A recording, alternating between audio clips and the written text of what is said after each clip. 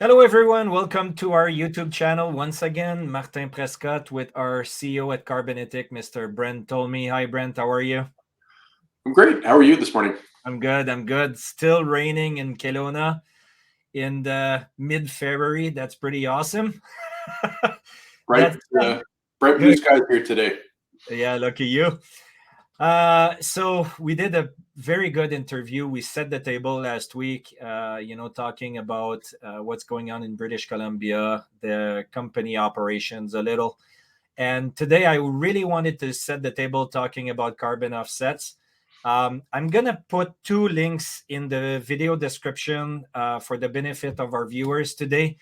The previous interview, if you missed it, it's going to be in the description.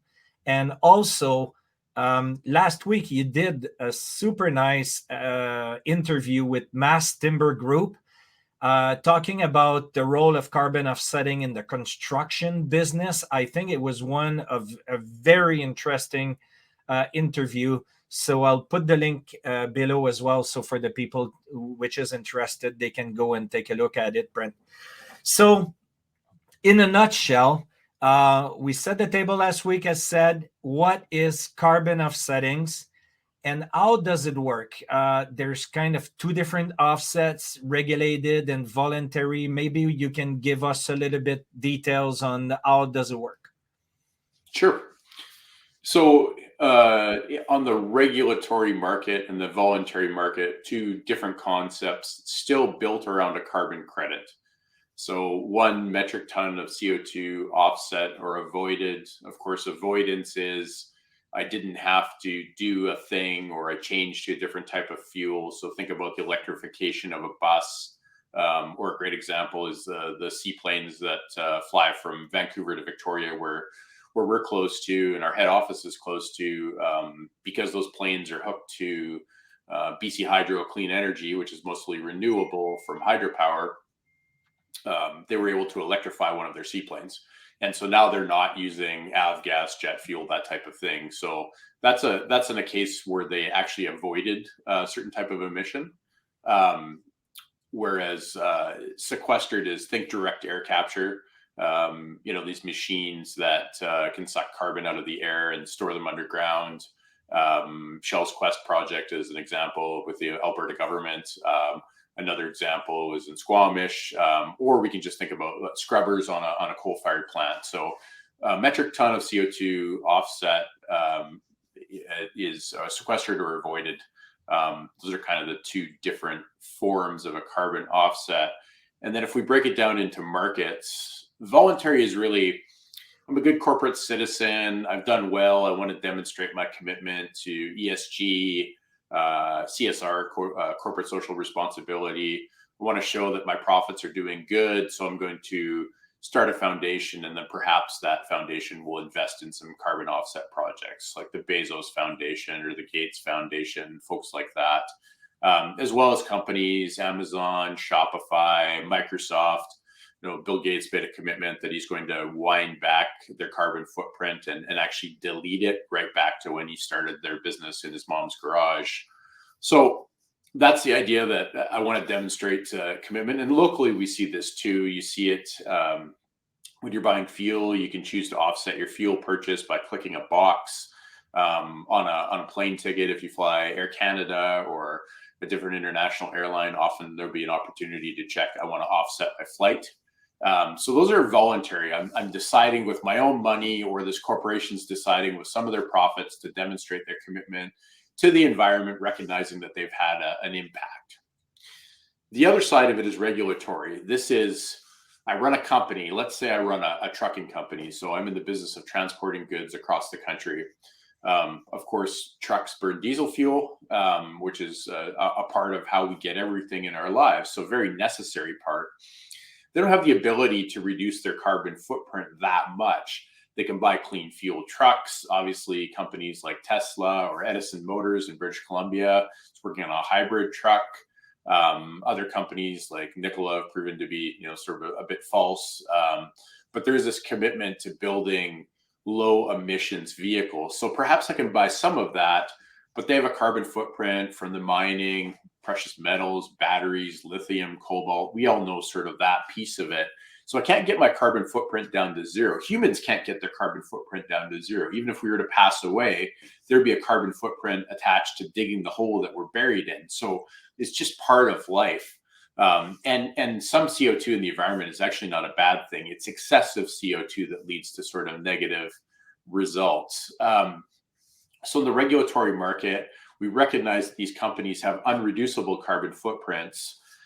So the way that they can sort of exist is to buy offsets for the piece that they're allotted over and above what the government says they're allowed to emit. And so they're baselined, and then anything that they emit over the baseline has to be compensated with either a tax or a credit. And companies generally prefer to buy credits over paying a tax because there's some benefits. They can advertise that they're a good corporate citizen, that they're sponsoring these great projects. And it takes it out of the hands of the government, and it actually shows that they're investing their dollars in things that actually improve health and welfare, perhaps for communities, for people. So you think about improved cook stove technology in Africa. So going away from wood-fired cooking of meals and instead replacing that with an efficient fuel-burning stove that has limited emissions, that's huge. And so when we see companies buy credits that support projects like that, that's their unreducible carbon footprint budget in action. And the interesting thing about the regulated market is that it generally tracks at a higher dollar rate. So people just get more for, they're called compliance credits. So regulated, compliance, voluntary. Think about standards like Verra, American Carbon Registry, things of that nature. So two types, again, voluntary. I want to show that I'm doing good. There's no need for me to do that, but I'm going to demonstrate my commitment. And regulated, I have to buy an offset or I will be faced with a tax. So as you mentioned, which is very important to understand, there's some standards and there's a lot of different protocols which has been put in place through the years. We saw in the news many of these standards has been in the wrong position, with bad articles being written in newspaper because they were not actually, the carbon offsets were not doing what they were supposed to do as good actions. The good news is that we are seeing now that these certification and standards are getting tighter and tighter to get, better. Because we had some bad players in the industry and in the market lately, but now it's cleaning up. Yeah, I think that's true. In the beginning, there was a commitment through the Intergovernmental Panel for Climate Change, IPCC, where countries of the world gathered around and decided what a carbon credit would be. And really that was out of, hey, how do we fix this excess CO2 going into the environment? And I think those of us who are old enough remember when they banned CFC, they changed the type of gas that we use in air conditioning coolant systems. This whole thing called R134A replaced Freon. Because Freon was a greenhouse gas and had negative impacts when it was released. So the countries of the world gathered around and said, okay, we need to get a handle on this. How do we do this? So we need some industrial emissions reporting. We need to perhaps go away from some of the dirty energy and get into some more clean energy. And can we sponsor countries that are pre-industrialization, from perhaps not converting all of their assets, their biological assets, their forests, into industrial lands? And so that was the choice, that there would be this thing called RED+, which is a reduced emissions or degradation of lands. And it was a program that was sponsored whereby which countries like Canada could partner with another nation like Chile, which is a real partnership. And Canada would essentially help Chile develop without having that same industrialization footprint, so that we could preserve some forests instead of cutting them all down for industrialization. So that was the theory, and it had to be fleshed out. And like anything new, people figured out where the edges were, where they could game the system. And that's happened up until today as the market grew. Some projects were absolutely well-meaning and worked as advertised. Other projects, of course, had bad actors involved who saw the opportunity to profit, to trade, to do a quick flip, or to game the reporting system because it was nascent, it was growing, and there weren't a lot of experts in the space. So, of course, the last few years, we've seen all these hit pieces from The Guardian where they popped up and said, hey, this project is not working as advertised. Now, when you read those articles, there's always a response. And sometimes the responses are quite scientific, which is good because it keeps the reporting honest. And that's forced organizations like Vera, which is a nonprofit organization that actually supports standards and then audits projects and decides whether or not they should be issued credits under the Vera banner. So Vera is just one of many companies that does this, but certainly they're the largest. But it forced Vera and companies like them to really think through the information they were asking for, the auditability, was this achieving the goal as advertised, things of that nature. So I think that's important, is to understand that all of these projects apply with standards. In the beginning, if we wind back the clock to the IPCC, countries agreed to how to make a carbon credit. So there's a set of tools, there's a set of math. So when we make a carbon credit in the forest, there's about 40 different equations that we're following, and we use about 6 different types of modeling software to get an output. So we're not just taking a guess at things, but we're complying with a standard. In the voluntary world, there are voluntary standards. So that would be Vera, the American Carbon Registry, or ACR, the gold standard. Puro.Earth has a standard for various types of projects. In our world, it's really the 3: ACR, gold standard, and Vera, as well as the REDD+ system under the UN that generate forest-based carbon credits. Yeah, we focus on the forest mostly, but the people also have to understand that there is an existence, multiple different kind of offsets, right? Coming from the ocean, agriculture, there's other different kind of offsets which are available, but the one that we are producing at Carbonethic are forest-based, which we call also natural-based solutions. So keep on going. Yeah, exactly. Nature-based solutions revolve around, can I protect or improve nature to either keep or enhance sequestration? So trees or solar panels, if you add moisture through sort of photosynthesis, they take CO2 out of the environment and they pack it on in the form of growth. So trees are literally made out of carbon that they suck out of the air. So the more sunlight and moisture that they get in a balance, obviously, the bigger the trees grow, the faster they grow. That's why we see such prolific growth in places like Brazil and around the equator or equatorial forests, where the access to nutrient-rich soils, moisture, we think about tropical rains, and then obviously sunlight close to the equator. You get that, 12 hours a day. If anyone's been to Hawaii, they know it's just like a clock. You get that 12 hours of sunlight virtually all the time. And that, we call that in forestry degree growing days. So if you have warm days, lots of moisture, great soil, and lots of sun, you're going to get big trees fast. At any rate, back to the regulated side of things, which is governments having their own standards so that they can offer an alternative to just paying a carbon tax. So in Canada, we have a gazetted carbon tax. If you emit over the allotted balance that you're given in your account, then you can replace some of those with carbon offsets. And that's the market that Carbonethic works in today, which is the FCOP protocol, which is based on the same math. It's all very similar, whether it's Vera, ACR, California Air Resources Board, or British Columbia FCOP. FCOP, in our mind, is a little bit superior today because it doesn't have the reputational damage that Vera and other organizations have had. So they're going through this evolution of having to address the failures in the past, whereas newer carbon offsetting standards don't have that baggage and perhaps have a better mind towards keeping the bad actors out of the system.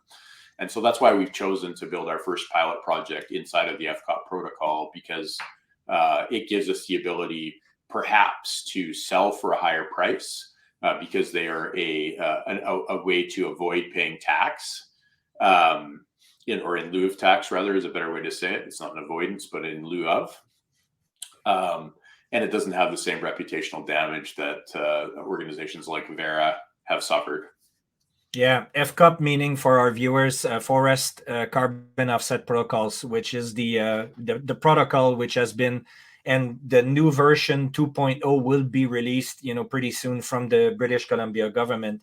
On the next in the next week, one thing I want to talk with you as well, Brent, is of course there's technology developments going through ages, and now we're getting forward and forward into new technologies available, and these are the kind of technologies that Carbonethic wants to provide to the market for transparency and integrity, knowing that it's been an issue in some offsets which has been delivered in the past, right? So that's something else that we can discuss next week, on our next meeting, talking about the new technologies, LiDAR usage, forest twin, twinning, I should say, everything which can provide actually transparency and integrity for the benefit of such companies and investors as well. So, all right. Well, thanks again. Any other comments regarding carbon offsets, or that's pretty much it, right? I think one other thing that's worth mentioning is that because there were so many bad actors, or perhaps bad project or misrepresented projects, or a lack of understanding, that recently we've seen a number of companies pop up that are providing ratings. So similar to bonds, where your bond would be constructed and then put into the marketplace, you would submit it to Moody's or Standards & Poor's for a rating. And we've seen there's 3 or 4 ratings agencies now: B0, Carbon, Renostar, as well as a few others, Silveria, if I'm pronouncing that right. And what they're trying to do is basically confirm that the projects do comply with the standards and they've met a higher level of scrutiny, and they're assigning a grade to these projects. And I think the idea is that corporations don't want to buy bad projects. We've heard it said that buying questionable carbon offsets is a little bit like buying an unpinned grenade, where you don't know if it's going to blow up or not. That might be a bit of a violent term, but I think reputational damage is important to address when you're a corporation who can choose literally to buy any type of offset with their dollars. So they want something that's high integrity. They want something that's science-based. And so these ratings agencies have sort of popped up to try to fill that gap. Our thinking at Carbonethic has really been, we're okay with any type of auditing process because we have integrity built in, and that's why ethic is in the name. So we're not suggesting that there's not a role for third-party auditors, or rather third-party ratings agencies, but that the desire to see more money go into the system of carbon offsetting rather than the industry of carbon offsetting is an important distinction. So if we can have high integrity projects that don't perhaps require a third party judgment on the way we've done things, well, then perhaps that's money that can flow into the market somewhere else. That's the dream anyways. I might be a bit of an idealist, but we build our projects on high integrity and science-based targets, so that we can avoid, hopefully, certainly avoid being in the headlines of The Guardian, except for in a positive circumstance. Yeah, and once again, it's when you're involved into the certification program that you have to follow to make sure that you can have these offsets being certified. It's pretty extensive. I know that a lot of people could consider, it's pretty easy to build the carbon offsets. It's not. There's so many different things which needs to be followed for the certification process. And again, to make sure that these offsets high integrity, high quality, which obviously for the last 3 years, we had multiple conversations with different potential buyers, emitters, companies, and financial institutions who are looking actually to speculate on the price. And one of the critical component that they're looking for, since we've seen, bad actors being involved in the last few years, this is one of the critical thing they're looking for. They're looking for high quality, highly how you would say that in English, verifiable, Exactly. Yeah. that you can really, really be certain that it's a carbon offset quality thing. And this is what they're looking for. So thanks again, Brent, for your time. Always appreciated. As a reminder for the people who just saw that, first interview, there's a previous interview. I'll put the description, down in the link there that you can click and look at. And don't miss the one coming next week where we'll show you our technology and how different it works for the carbon offset market world. Thanks again, Brent. Thank you. See you.